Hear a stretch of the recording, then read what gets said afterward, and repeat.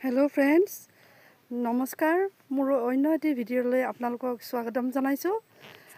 এতিয়া আমি উপস্থিত আছোঁ এটি বহুত ধুনীয়া প্ৰাকৃতিক পৰিৱেশত। এয়া হৈছে, চাওকচোন, গম পাইছেনে ইয়াক ক'ত আছোঁ? এয়া হৈছে শিলঘাটৰ ত্ৰিশূলধাৰী য'ত পিকনিক প্লেচ হয়, তাত আহিছোঁ আমি।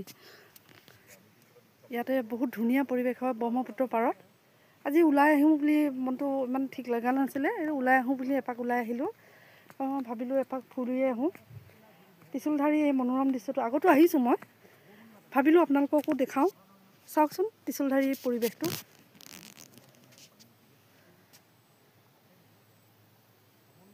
ডিচেম্বৰ, জানুৱাৰী, ফেব্ৰুৱাৰী মাহত পিকনিকৰ বহুত ভিৰ হয় ইয়াতে।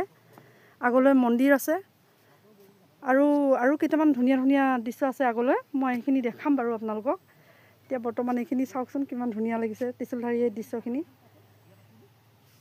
ব্ৰহ্মপুত্ৰ এতিয়া শান্ত হৈ আছে, অলপ মানে পানীটো অলপ খুব বেছি নাই, মানে পানী শুকাইছে অলপ।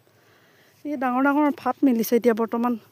আগতে এইখিনিতো একদম পূৰা বালি আছিলে, এতিয়া একদম ডাঙৰ ফাট মেলিছে। ইয়াত মাছ মাৰে। মই মাছুৱৈ দুজনমানক লগ পাইছিলোঁ, তেওঁলোক আহিব বোলে অলপ পিছত, মই দেখাম আপোনালোকক।